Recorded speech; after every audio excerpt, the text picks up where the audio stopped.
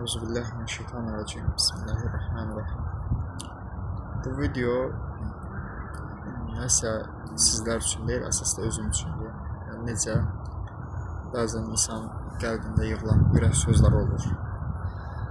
O sözləri ya yazırlar, kitab şəklində ortaya çıxır, ya da belə video şəklində Allahın izni ilə üzə çıxır. Cəmiyyətdə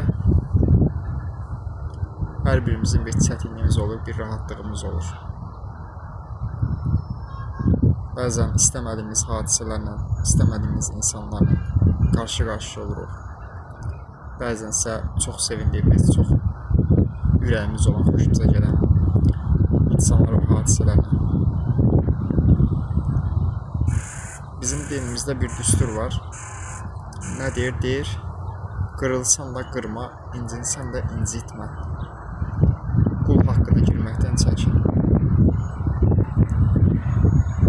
Allah həmd olsun, buna qayrət edirik, buna cəhd edirik. Nə qədər müvəffəq oluruq, bunu Uca Mövla bilir.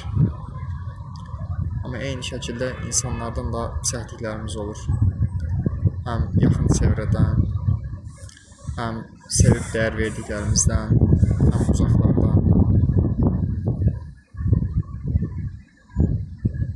Onların hərəkətləri, onların sözləri, onların davranışları sözün açığı ağırdır. Çünki elə bir ağırlıq insanın sinəsinə çökür ki, insan o yükü daşımaqda belə çətinlik çəkir. Bəzən ən çox dəyər verdiyimiz, xətrini çox istədiyimiz, sevgi bəslədiyimiz insanlar bizlərə ən çox zərər verən insanlar olur. Nə etsən də, nə desən də o hal, o situasiya düzəlmir. Ta Allah Teala özü düzəltmədikcə.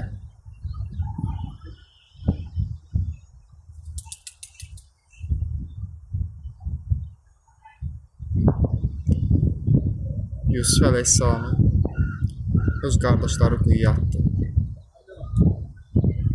Öz doğmaları quyuya atdı. Amma nə oldu? Allah Teala onu yücəltdi. Əgər bir çətinlikdən, bir sıxıntılı durumdan keçiriksə, sözsüz ki, bu Uca Mövlanın bizə olan lütfü, bizi yücəltmək istəyindən dolayıdır. Bəzən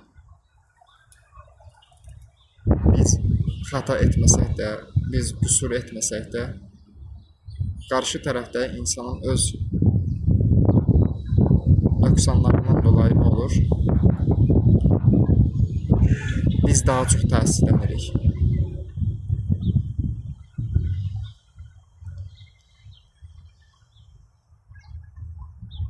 Amma səbr edən hər daim Allahın izindən qazanclı çıxır.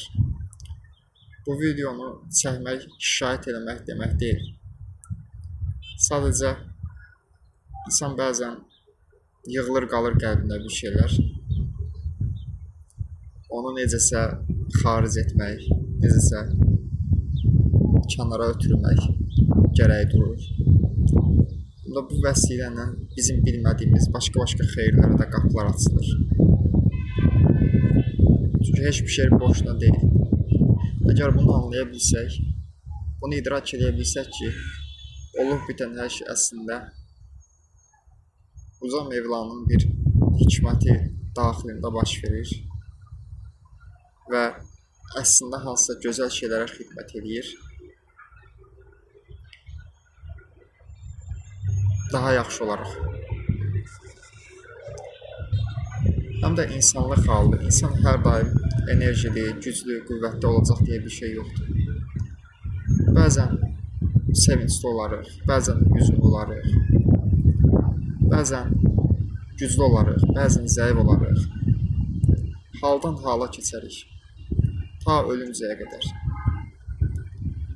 Həm də Uca Mövla bizə nə deyir? Deyir, sizlərə ayətlərimizi göstərəcəyik. Belə olub bitənlərin açıq-aşkar bir daha şahid olmuş oluruq.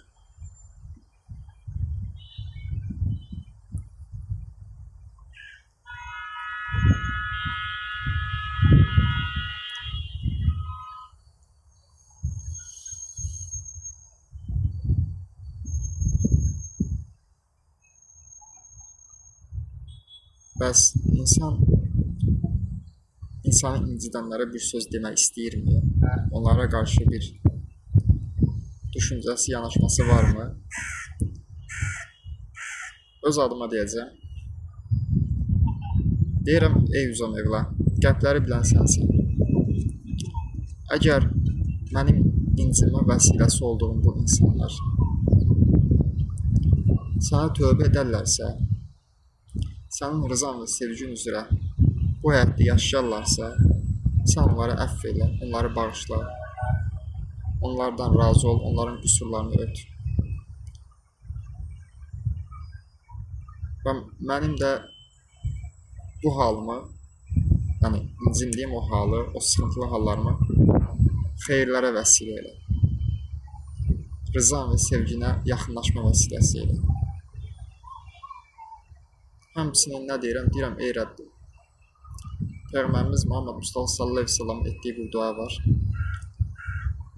Məni insanlardan, cinlərdən, yaradılan hər şey vəsiləsilə gələcək şərlərdən mühafizə elə, qoru. Özün mənə hər daim himayəndə saxla. Eyiblərimizi ört.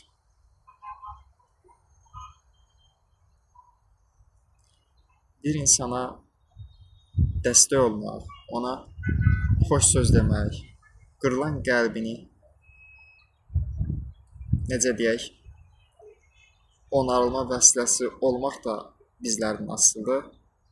Bir insanı daha da qırmaq, daha da incitmək, onu təhqir etmək, onu alçatmaq, onun şəxsiyyətinə toxunacaq sözlər işlətmək, o da bizdən asılıdır. Amma əgər birinə bir yaxşılıq edəriksə, ən çox özümüz qazanarıq. Amma biriləri bizim vəsiləmizlə daralar, sıxılar, hüzün duyar, kədərlənər. Yəni, negativ hallara düşərsə, belə deyək, ən çox zərəri özümüz qazanarıq. Niyə? Çünki o insanın xeyrinə yox, Allah qorusun, negativ halına, zərərinə vəsilə olmuş oluruq. Burada ölçü də var. Bir var bilərək, bir var bilməyərək. Bilərək etdiyin zaman məsuliyyətli və balı daha böyükdür. Düzdür, Allah-u Teala bağışlayandır, əfv edəndir. Bilərək etsə də qul, yenə də tövbə etdiyi zaman, uca Mövladan bağışlanma dilədiyi zaman, etdiyi qüsurları düzəltməyə çalışdığı zaman Allah-u Teala sözsüz ki, onu bağışlayar. Çünki mərhəmət sahibidir. Bilməyərək eləyənə də yenə də tövbə etdiyi zaman onun bağışlaması ilə Mevla qatında olur.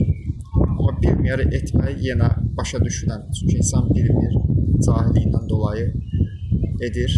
Amma tövbə etdiyi zaman inşallah düzəlir, qaydasına düşür. Amma bilərək edilənin vəbalı daha böyükdür. Bəs sıxıntı verdiyimiz, zərər verdiyimiz insan üzərində haqqımız, yəni onun bizim üzərində haqqı nədir? Bəs ondan halalaşmalıyıq. Ondan üzrxahlıq etmemiz lazımdır. Kibir edib, özümüzü üstün zənn edib, qarşılarını suçlamaq yox da, əgər xəta etmişiksə, gəlib ondan üzr istəməliyik. Allah-u Teala bizləri öz qüsurlarımızı görüb, onu düzəltməklə müvəffəq olan qullarına eyləsin və o qüsurlarımızı gördüyümüz zaman da, belə deyək, qüsurların altında əzdən yox da, acizliyimizi bilərək daha da müsbətə, xeyrə, gözəlliyə, yaxşıya getmək üçün çalışan qullardan eləsin bizləri. Amin. Elhamdülillahi Rabbil Alemin. Əssalatu vəssalamu alə Resulina Muhammedin və alə alihi və sahbihi və barik və səlam. Esselamu Aleyküm və Rəhmətullah.